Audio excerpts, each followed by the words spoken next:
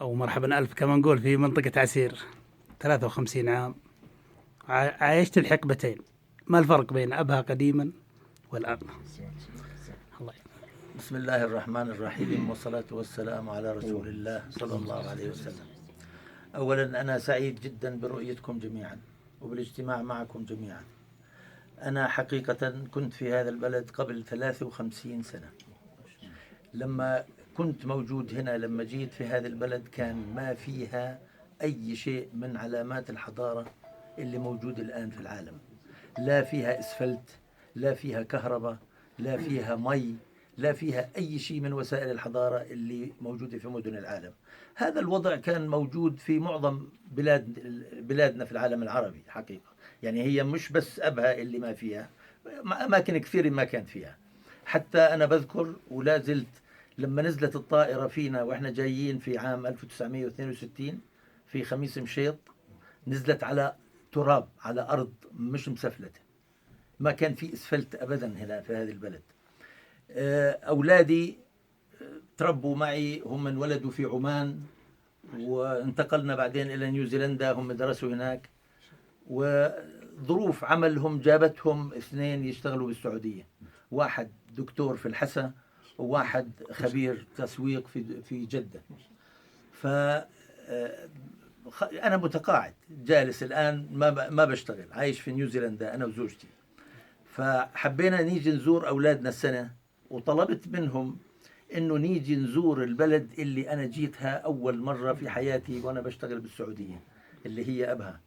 قلت بدي أشوف، لأني أنا كنت أتوقع لأبها تطور كبير من هذاك الزمن، لأنه أبها جوها جميل وتصلح لأن تكون بلد سياحي. وكنت أستغرب كيف السعوديين يخرجوا لبلاد العالم الخارجي وهم عندهم أبها. فأنا قلت أحسن شيء أروح أشوف كيف صارت بنفسي أشوفها.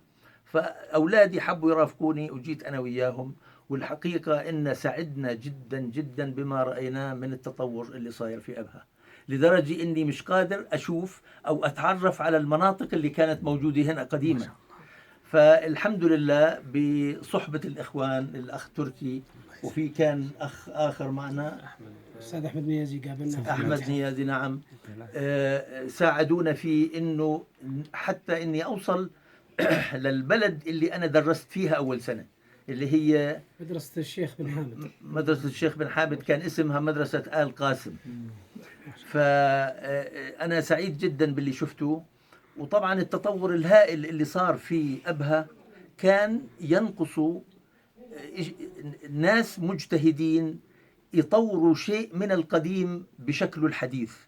فكان الأخ أنس المنصوري المنصور أحد الناس اللي ساهموا في إنهم يطوروا مباني قديمة، أو هذا المبنى القديم اللي هو كان قصر أو حصن، فطوروا تطوير جميل جدا، لدرجة إنه أشعرني كأني أنا في هذيك الأيام اللي قبل 53 عام، ولكن بوجه جديد.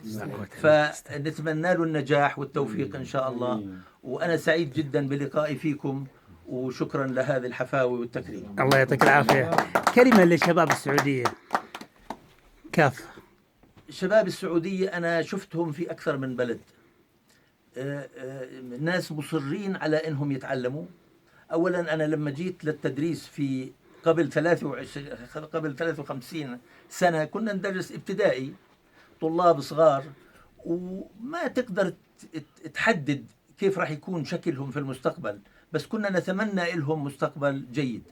حقيقة أنه يعني على المدى السنوات اللي أنا غبت فيها عن السعودية كنت أشوف الشباب السعوديين وحرصهم على التعليم. كانوا يروحوا بلاد العالم المختلفة ويتعلموا ويأخذوا الشهادات ويرجعوا يشتغلوا في بلدهم ويطوروها. وفعلا أنا في هذه الزيارة في جدة مثلا شفت تطور يعني كبير جدا بين ما كانت وما أصبحت.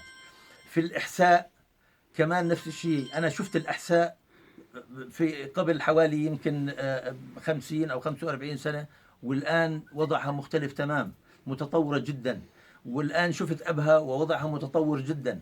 هذا يعني أنه أبناء السعودية اللي تعلموا رجعوا واشتغلوا وطوروا بلدهم، وهذا شيء جميل جدا، وبتمنى لهم التوفيق والاستمرار في النجاح والإنجاز إن شاء الله. الله يعطيك العافية، شاكرين مقدرين. الله يعطيك العافية إن شاء الله. الآن بعد اللي انحكى، بس النقطة الوحيدة إنه يعني منذ الصغر والوالد يخبرنا على جمال أبها من ناحية الطبيعة ومن ناحية الشعب. وصراحة إحنا اليوم الأخ تركي ورجانا فعلا جمال الطبيعة من كل النواحي، والليلة الحمد لله تعرفنا برضو على جمال الشعب. فشكرا جزيلا لكم، جد تمتعنا معاكم وشفنا أبها الحقيقية. إن شاء الله. وانا بزيد انه احنا يعني حاسه العيله كبرت واخواني جداد تعرفنا عليهم، واحنا يعني سعيدين بهذا اللقاء. يعطيك العافية. ما توقعنا هذه الرحله تكون بهذا الجمال بصراحه يعني. تستاهلون. الأستاذ تركي المرشد السياحي المعروف، الله يطول عمرك. يعني كلمة شكرا في حقك وما تقدمه لمنطقة الجنوب بل كافة. الله يطول عمرك. كمرشد سياحي أرشدت كثير من السياح الأجانب ومن داخل البلد ومن خارجه. كلمة شكر قليلة في حقك. كلمة لك أستاذ الله تركي. يطول عمرك. والله العظيم أبها قطعة من جسد الواحد، وأبها دائما هي سباقة في الإبداع على مستوى المملكة في كل جديد، ودائما أبها تستحق الصدارة، وأبها عاصمة السياحة العربية 2017. وهذا الحدث هو الحدث الأكبر والضخم، ويجب علينا كلنا نتكاتف لإظهار هذا الحدث، وأبها تستحق وأبها تستاهل. الله يعطيك العافية إن شاء الله. شاكرين مقدرين. يتكلم عن أبها لها السبق في بعض الأمور. أعطيكم مثال تحقق في هذه الليلة المباركة، وأن استطعنا أن نربط بين أبها والذكريات الأستاذ صالح وموقعها الجديد في نيوزيلند، بأن قدمت إليه ولي الشرف الكبير هذا الموقع الإلكتروني الذي يقدم الكتب ومن أبها كما تفضل الأستاذ تركي إلى 193 دولة في العالم ب26 لغة. فكان لي الشرف الله يجزاك الخير يا دكتور. لكي يستمر هذا التواصل بين المربي الجليل الأستاذ صالح وهذه المدينة التي كلها الحب، وما هذه اللفتة إلا دليل على ذلك. قدمت له مع الاعتزاز والشرف الكبير أن يعتبر هذا الرابط www.islamunveiled.org في خدمته لتقديم الإسلام بوسطيته وباعتداله إلى العالم عامة، وإلى نيوزيلند البلد المضيف للأستاذ صالح خاصة. الله يعطيك العافية إن شاء الله. شاكر ومقدر لكم. الله يعطيكم العافية إن شاء الله.